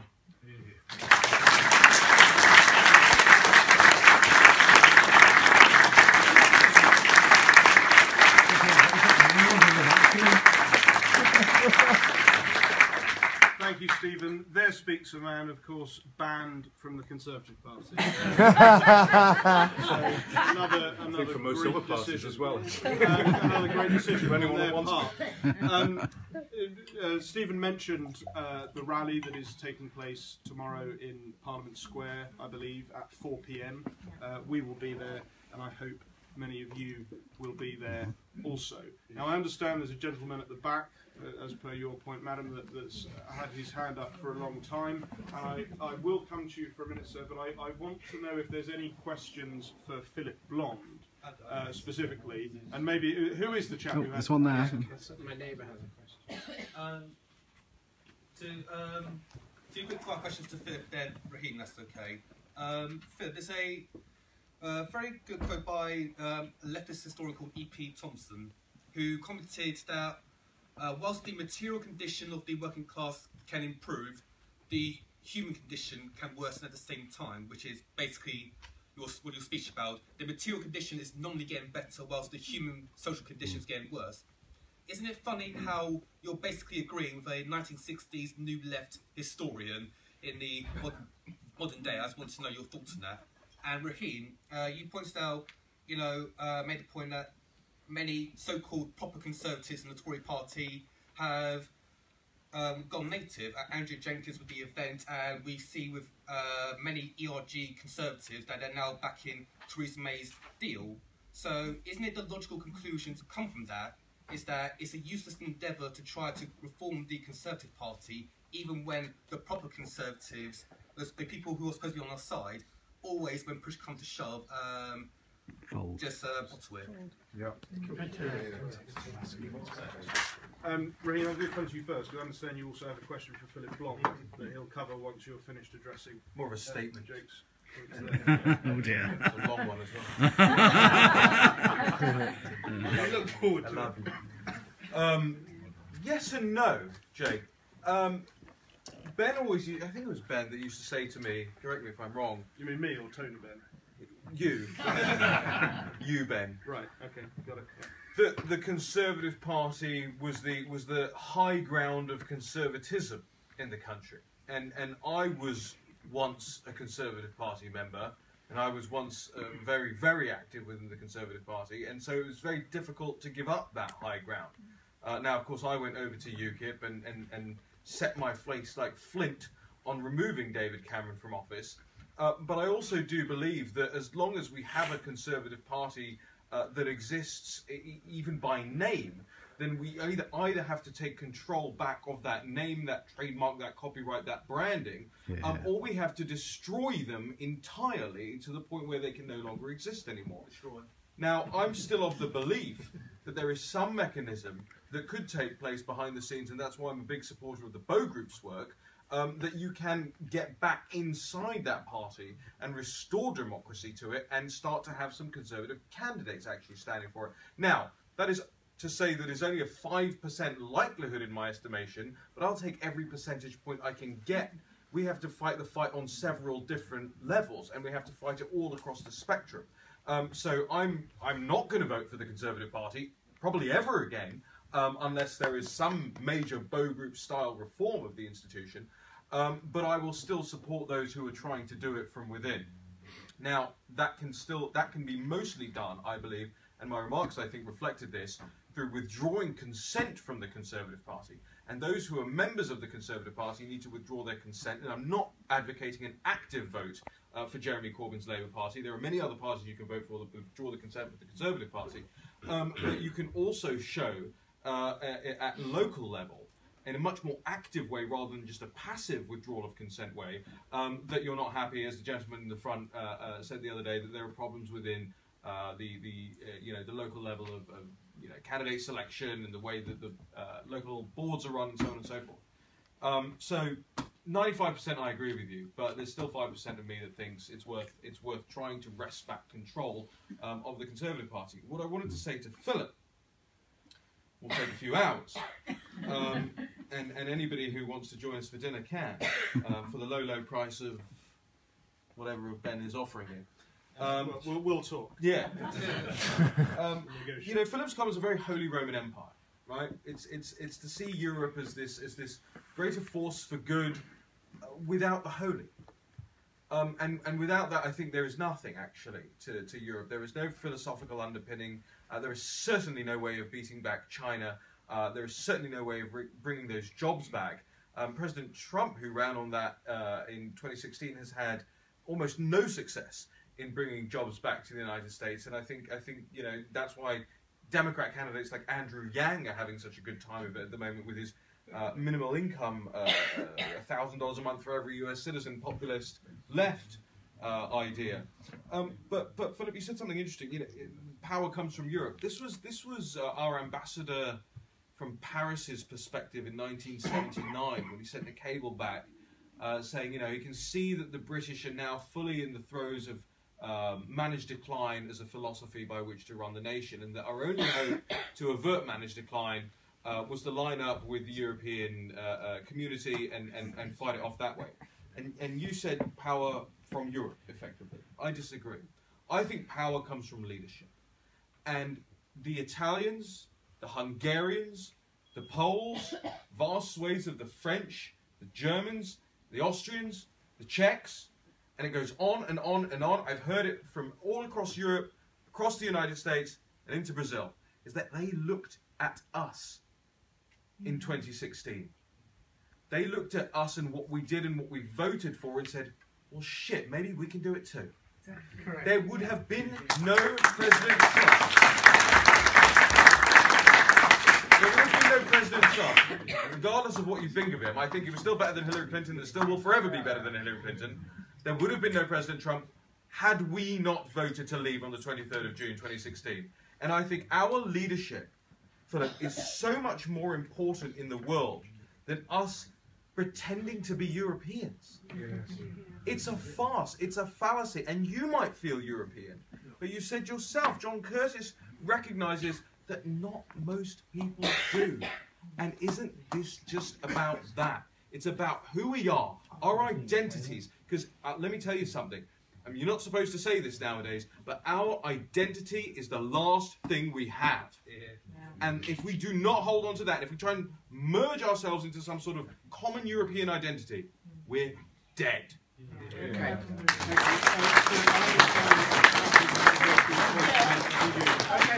I just want to make one really important point to Philip. There's no such thing as a static Europe. It's in terminal decline. Deutsche Bank had to merge. It's bankrupt. Every German bank is bankrupt. Italian banks, Spanish banks. Target 2 is 1 trillion plus there's another step is 1.8 trillion. And this, I mean, the whole thing is on a death spiral, and I reckon that the euro will not exist and Europe won't exist in another 2 or 3 years.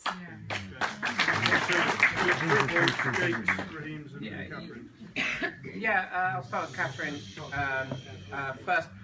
I would welcome the decline of the euro because it would yet further increase our power, and I don't think Europe is in decline. I think this is all desperate stuff, and Europe will continue to be. What's interesting is wherever you travel around the world, and the world is increasingly governed by criminality and oligarchs, and the two are often the same, they always have an escape route to Europe. Their kids are always educated here or educated on the continent. Their little escape jet executive aircraft are always pointed in our direction. And that is because the culture, the life, the richness of this continent is ultimately its power, its cultural power. And the idea it's in decline, you don't need to believe in myths to believe in what you believe in. And so you don't need to have false accounts of the world in order to believe in your account of the world, because your account of the world is defensible on its own terms. So to go to Raheem's point, my point is exactly that we should lead in Europe. What I think is a terrible tragedy is I go to a lot. I'm happy to talk to you, sir, but just ask me singly, and it's fine. Yeah. We have essentially been in Europe, but have never decided to lead it, and yet we are one of the foundational creators of the widening of the market, the push towards the east. We are incredibly powerful. And the power that we have as the euro, and I agree with you, the euro has, I think it's a dreadful instrument. I think it's an instrument of impoverishment for Southern Europe. The power we could have to show that you can be successful and hold your own currency in Europe and restore a European Union of nation states that believe in something greater than themselves is, I think, the ultimate site of future world power.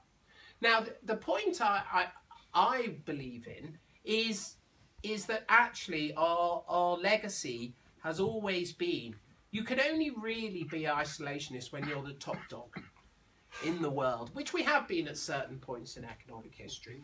And you can't really be isolationist and influence the world if you're not top dog. I'm not suggesting you are. You just said it. I'm not saying it, but I think that's a position that I fear too many fall into. No. Good, okay, that's fine. But what I'm saying is I suspect the greatest source of our future power, which is what I want, for us to advocate the universals we have always advocated that make Britain one of the outstanding nations in human history, I think will come from gathering others to our flag. And as we have done countless times, working in concert with others. That is where power lies, and if we turn away from that, I think that way lies superficialness, lies isolation, and lies our own diminution. My question? Your question, E.P. Thompson. Well, first of all, I argued that the working class, I made 2 points, and thank you. I said the working class was subject to both material and social diminution. So I'm not arguing what E.P. Thompson argued. E.P. Thompson is also a great historian, and I wouldn't associate him with the New Left because the New Left is characterized by aggressive individualism. E.P. Thompson's work is characterized by a history of solidarity. So I think the categorizations are wrong. In fact, I remember, if I recall,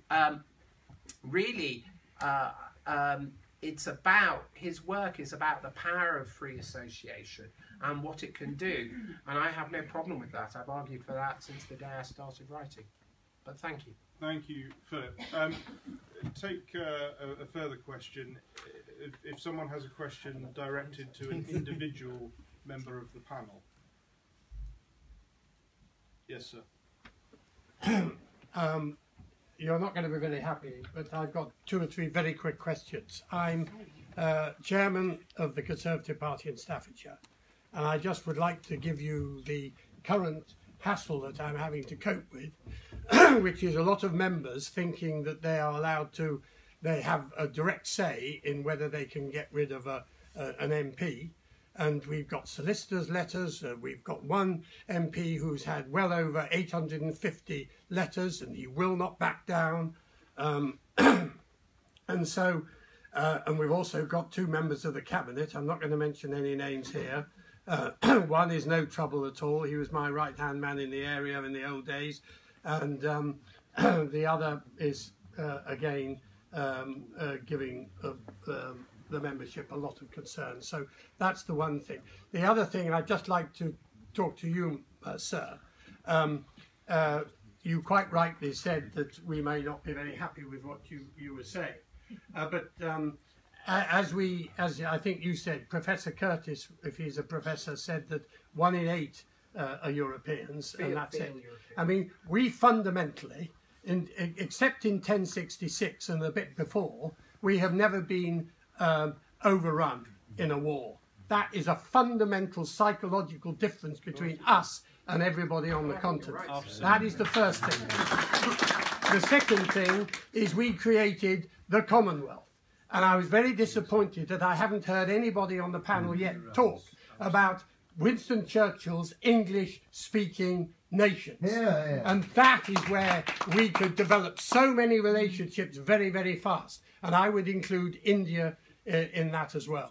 So, quite frankly, what I've been so furious about this, and Theresa May's had about 18 letters off me, and I do get replies off them, and the last one I sent to every member of the cabinet, except 2 secretaries, one for Wales and Scotland, because my wife said I've got to come up to bed. But the fact is that everything you have said, and all my experience, because I run a patrons club, I've had a lot of secretaries of state speak at my dinners, I do know a lot of these people. All I can say is the attitude that you've got about the party, and the fact that all the membership can do is choose between 2 right at the very end. It's totally unacceptable.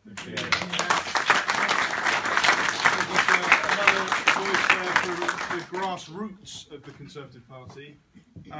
Philip, do you want to make a brief comment on that? Yeah, I mean, first of all, I have no problem with party democracy. I don't think I've defended the current situation, and so that's not a problem. I think you're right about European identity. But we have shaped Europe, and you know the graveyards of Europe are full of British soldiers who were defending not just British interests but European interests in Europe. And thank God they were defending the nation state, Philip. Well, they were defending. They were defending more than the nation state. If we were just interested in the nation state, we wouldn't have had Churchill. We would have said to Hitler, okay, you take Europe, leave us with the empire. The point about our greatness is we've never just been nationalists. We've never just said this is in our self-interest and screw the world. We have always recognised that we are the guardians on the wall, that we are the defenders of the West, that we are soldiers of the West, and we stand up for people. In the First World War, we did it because the Germans shot Belgian civilians. In the Second World War, we fought the Nazis because they were Nazis, and we could have made peace with them and let our nation state be fine, and we didn't, because we stand for more than ourselves. This is the philosophy of the nation state we stand for, not just ourselves. Stop thinking that we're isolationists. We're not isolationists. Name me a single major Brexiteer who has said that we should retreat into ourselves and just look after our own nation state. You are misrepresenting us completely here. Well, you can speak in a loud voice and use hand gestures, but I am not. Because I'm passionate about something. Well, then that's good, and you can raise your voice as well, but it doesn't remove the point. The point is, and I repeat it, is the nation state isn't the ultimate arbiter of social goodness. We fight for more than the nation state, and our nation state is more than nation state because we don't believe in goods just for British people. We believe in goods for all people on the earth, and that is Britain. The Britain of just the nation state wouldn't have fought the wars against slavery. The Britain of just the nation state wouldn't have fought half the wars that we fought. Thank you, Philip. And I think it's as a nation state. Ladies and gentlemen, thank you. It's important to remember that Philip is a fellow traveller on most issues in regard to conservatism.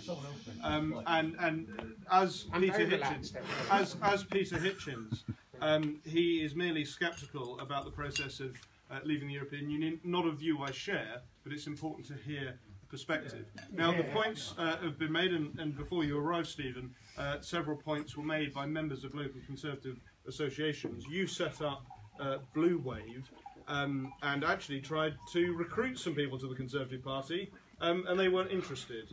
Do you have a view on what the gentleman said about the disconnect between the members of the Conservative Party and the leadership of the Conservative Party? Absolutely. I was a member of the Conservative Party. I campaigned with David Jones in North Wales on his, I think that was probably his third attempt at trying to become an MP. I was out every single day, we donated, and he became successful.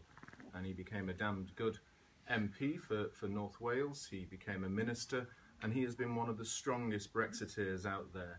And we've seen his passion for his nation, and he's also given up, after all that time, an opportunity to be in a ministerial role because of principle. And within that, his constituencies, where I was at last Friday at the funeral of my uncle who housed me in Colwyn Bay at the time. And if anyone had saw my speech in the European Parliament, my last speech, I've been unable to speak in the European Parliament because unbeknown to me, he actually died an hour before I gave that speech. He was a passionate Welsh Democrat who lived and breathed for the love of the hills of Wales and of the mountains of the north of England. He believed that everybody had the right, whoever they be, whatever political party, to love our freedom. And in the Conservative Party, he would make jokes about me campaigning at the time, but he understood the importance of grassroots work. My uncle spent his life defending, looking after children in child services and protecting them from paedophiles and abuse. He died without getting his Brexit. He died without seeing it.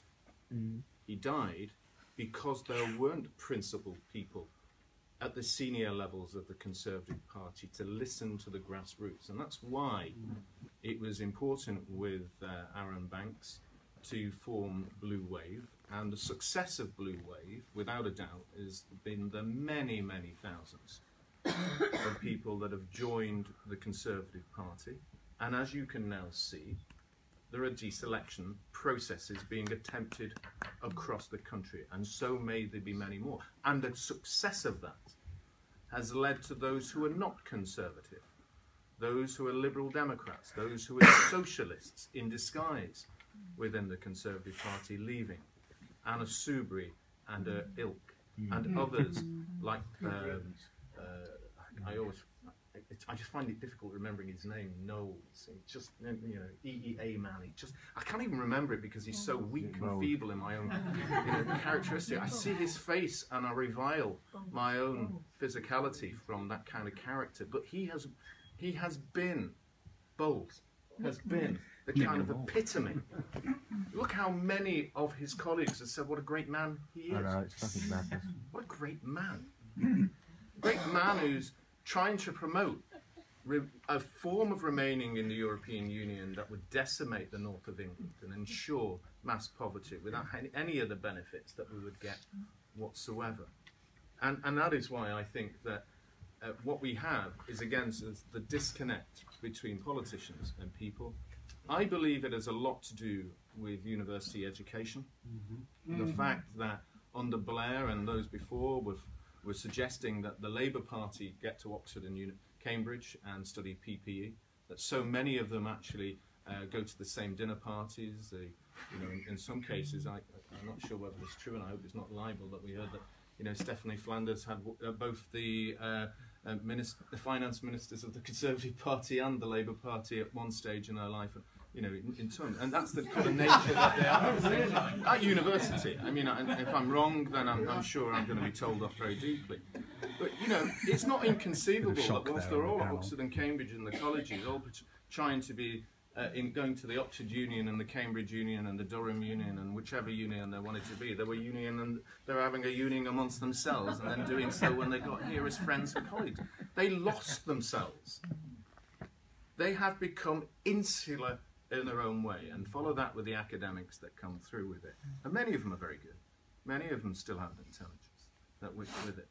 But what I would say with Philip, who is a very fair in many ways, and whilst we should all support ourselves, Philip, I do say from a European Union perspective, looking at it as someone who sits on the Economic and Monetary Affairs Committee, someone who's been involved in financial services, I think there is an economic decline in the European Union. I mean, in a number of ways. First of all, may I say, in terms of a population decline, they're very deeply concerned that is dragging them down. I mean, I think we've seen that since 1970, that they declined under their current levels of being able to renew them, which is one of the reasons why there was a huge amount of pressure on Merkel to bring in 1.5 to 2 million people to rejuvenate themselves. And that was German business. And already the Germans are telling me, we looked at Britain and we're seeing how fast our country is declining and rapidly changing, including Eastern Europe. I think there is a decline in the trust now of also European politicians. You see, there was a much more cohesiveness in Europe. There was a much more, we would leave them alone and let them get on with it, we just trust them. Whereas we've always had a scepticism. That scepticism is now rife across Europe, to the extent over the last few weeks, last week we saw Thierry Bordeaux, a young lad that I know, winning 16% in Holland, literally out of nothing. And I have made a prediction that there'll be at least 160 Eurosceptics in that parliament coming through, and that frightens the living bejesus out of people like Verhofstadt. And I agree with both of those points, Stephen. You're surely correct. And sort of my point is we're in the middle of a deep change and transition in Europe that we could be part of. That's kind of what I was saying, that the change is happening. They're on the brink of losing. They are. And that's what I want us as a major country to be a part of. But my argument, Stephen, if I just finish on this, Ben, my argument is something that I was with two German MEPs at the table discussing exactly this. History shows us that the thing that has kept us together as people, ensured our prosperity, despite different types of ideas, from the League of Nations to working with the gold standard, whether it was Charlemagne, whether it's Napoleon's idea, whether it's Roman empires, is the idea of the nation state.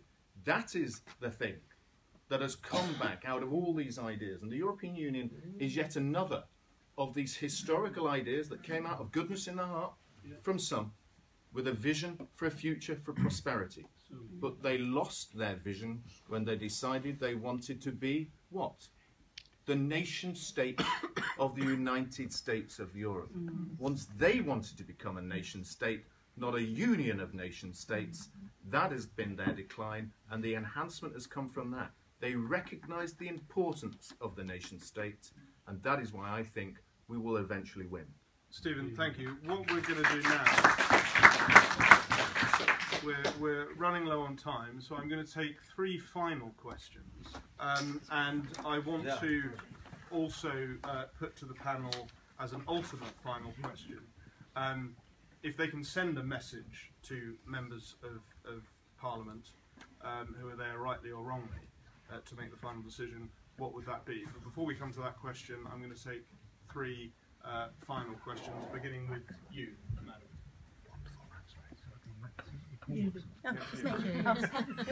Hello, I'm Judy Moore, UKIP. My question is to Stephen.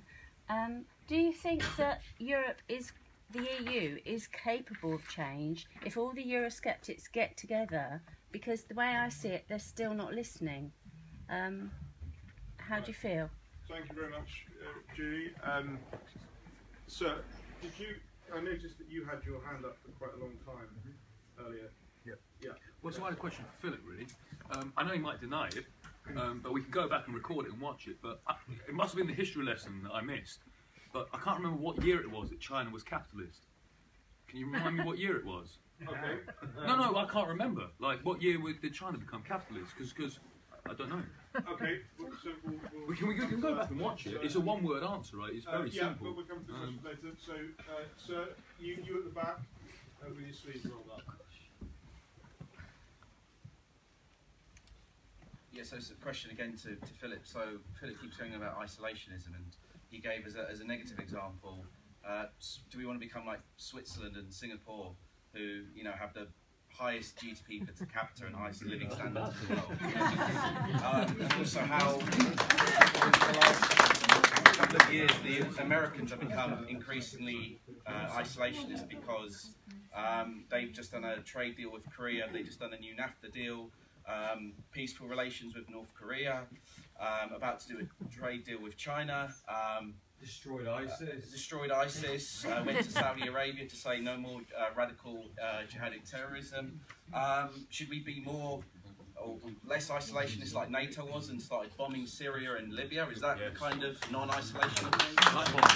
Freedom bomb. Thank you, sir. Right. First question to you again, Stephen. Can the Eurosceptics in the European Parliament unite together and do something significant?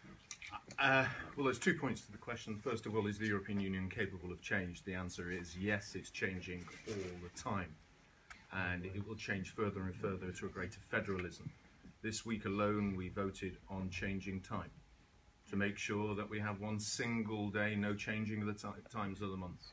They decided to restrict the internet, effectively closing down the opportunities for you to be able to speak and allowing the greater control of it by the big Bertelsmanns and Googles of this world, who will now control the internet, but also be able to prevent ourselves. And they also decided to control cars by making sure you're going to put car limiters in there. So in terms of our economics, they're going to control our lives and our lifestyles. The Eurosceptics can come in and put, as you say, a spoke in that wheel, but only if 2 things happen. One is they get to the numbers that I suggest, which is 160 to 170, and 2, the very point that Raheem has identified, which is the Achilles heel of our movement, and that is whether the egos of those political parties will actually destroy them. And if they do, this will be the end of the Eurosceptic movement in Europe as well. They'll still be there, but it won't be their high point. Thank you, Stephen. Pretty simple question here on China. Yeah, sure. So it's not difficult. December 1978 is when capitalism began in China with Deng Xiaoping. If you could just let him finish. So. Yeah, it's not difficult, but I'll repeat it. December 1978, when Deng Xiaoping announced socialism with Chinese characteristics. And the interesting thing that we now see is free markets have no necessary relationship with liberty, as Chinese communism can tell you. And what we now feature, which is why we need to improve our concepts, is that we have communism delivering a more successful form of capitalism than ourselves. So think on that. Thank you, Philip. Raheem, US administration, editor of Human Events, US Conservative magazine. You've basically deserted your nation and you live over there now. What are your views on the gentleman's point of the question? On your point, I shall say that I do more for this cause from over there than this establishment over here will let me do from here. Low bar. Yeah, well, somebody has to do it. Look, I just want to come back to something Philip said very quickly about the jets constantly pointing at Europe. Right? The rich folk who like to send their people here. They're not sending them to Saint-Saint-Denis. They're not sending them to Molenbeek. They're not sending them to Sweden. They're not sending them to Ceuta and Melilla. They're not sending them to Rochdale and Rotherham. They're not sending them to Birmingham and Bobigny. They're not sending them to Marseille or Manchester. Your theory is operating within a very, very narrow framework of the niceties across Europe. And I think that needs to be said. Of course there are nice places in Europe. You know, of course there are these places where rich folks will want to send their kids. But that's not what you call gathering to the flag or our flag, if we were to take up the mantle of leadership in Europe, it's gathering to a flag that doesn't represent us. It's gathering to a flag that seeks to subsume us and seeks to narrow the opportunities for most people around the world into these little enclaves, not have it as a broader... But that's what I argued in the first portion of my talk. I argued exactly that. I said that we have adopted a mode of economic modelling and exchange that creates oligopoly and strips everybody else of social power. I just happen to believe that your points are incoherent as two separate points that don't come together, and I'm very sorry that I upset you with my loudness. I didn't realise... No, you didn't upset me. I thought it was charming. And to the gentleman's point earlier, by the way, I would have thought the English-speaking union's point was self-evident, and that's why I didn't raise it, but I apologise not for not raising it. Finally, in terms of the United States question, I agree with the gentleman at the back. I don't see how this administration has been any way, shape or form isolationist. I think it has operated in an entirely realist foreign policy perspective. I think if you speak to most Americans out there, they're much more happy with the foreign policy proliferation under the Trump administration than it was for the past 3 or 4 different presidents that came before him. Not just because of war weariness, by the way, but because of what the impact has been as a result of these things. So I think that has to be said. And I just wanted to mention finally as well that I actually do agree with Philip on the China point. I think the focus on capital can sort of be described as capitalism, crony capitalism, and communistic capitalism, as it were. And I think it behooves us to take that point very seriously. Thank you, Raheem. Right, last 10 minutes. 2 minutes from each speaker. Parliament has declared in full voice yesterday, we don't know. I'm going to come to each of you and ask, what is your message to those in Parliament on Brexit? Beginning with you, Stephen. I will be very short in the sense of this. We know the withdrawal agreement is not Brexit. We know every other option out there is Remain. And so we only have one true Brexit, which is the World Trade Organization deal. That's available. However, they're being argued, cajoled, threatened that we'll not get any Brexit at all when nothing on the table is Brexit anyway. So my words to those who feel the fear of within their party is this. And again, I look back at what Marcus Cicero, a great, and I advocate a lot of people to read what he said about politics because it has such resonance to our time. Unpopularity earned by doing what is right is not unpopularity, but glory. So for those MPs who tomorrow get the chance to vote down this disgusting betrayal of Brexit, your chance for glory is there.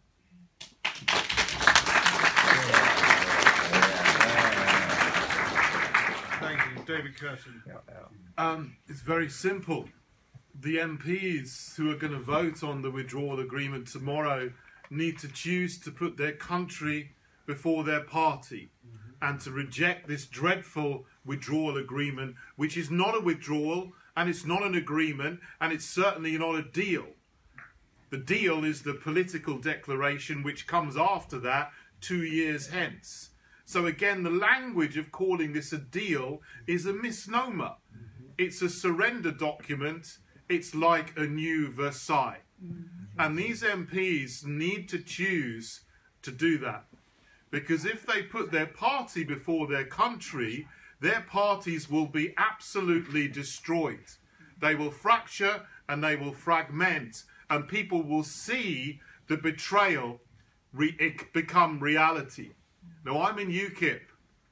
And despite no media attention at all, for months and months and months, we've risen up in the polls to 9% in the latest Comres poll. We're back up to the level we were 2 years ago, with no attention whatsoever. So if that can happen with no media attention, if you MPs decide to betray the 17.4 million and the others who have been added to that number over the last 3 years by seeing the intransigence and the arrogance of the European Union, you will never, ever stand again. That's my message to the MPs.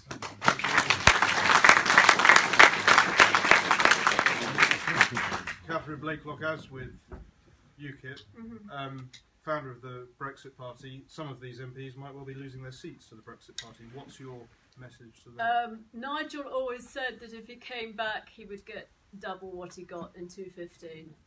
And you won't start to make any progress until you start to get 20-25%. I think the message is Yvette Cooper, 69% out, one of the hardest remainers. Brandon Lewis, 72% out, a plastic remainer. Be careful, because we can take votes from both sides, from both in marginal seats and in Leave seats with very strong Remain, and certain people will lose their seats, and that's the message. And it doesn't matter. And I would like to see a coalition. And I really still, as we go back to that lady, still think that the Libertarians, the Veterans and Democrats can form, and our door is open to anybody. So that's the message. Thank you very much. Philip, you want to see a state in Europe, but you're rather concerned about the state that the Parliament and the Conservative Party is in. What's your message?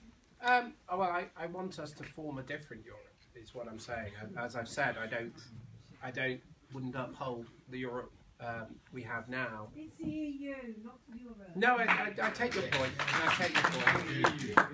But what I would like to see most of all is a policy offer at scale that can help the bottom third of all of our nations. We have essentially practiced in this country a soft version of what America practices very hard, which is making war on the bottom third of our own populations, economically and socially. I would like to see at scale policy offers at least equal with Johnson's war on poverty to transform the lives of people who've been abandoned, arguably for 40, 50 years. That really would be a Brexit dividend I would vote for. Thank you very much. Final word to the man who must not be heard in Parliament for Raheem Kassam. Well, we've all said it's simple. I think we all started by saying it's simple. And it sort of is, really. I mean, this Parliament thinks it's sovereign over the people. That's not how our Constitution works. And that's not what it's you know, I think Ben says this a lot to me in public and in private. And I won't say that. Well, no, I'll say it. I think we all must remember this in most actions that we take. That this nation is built on the concept of God, King, and country. All right, it's not built on 650 wankers over there telling us what to do. Okay, and there's a scene. Just to echo something Stephen said, and I think Stephen is one of the most fantastic fighters on this cause that we have.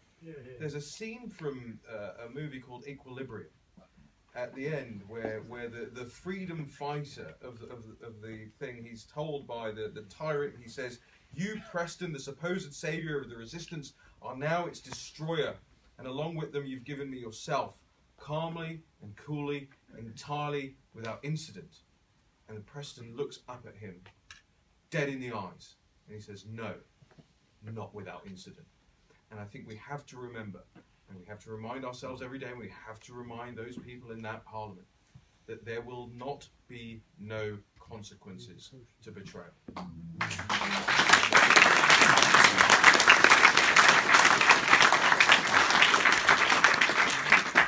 Well, thank you so much to all of our speakers. A fitting note to end on.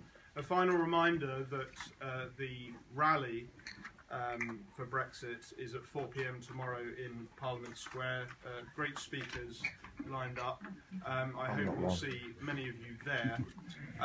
Thank you very much to all of you for coming and for switching venues and for maintaining a commitment to freedom of speech. We in the Bow Group greatly appreciate it, and we will never cow or bow on the issue of freedom of speech.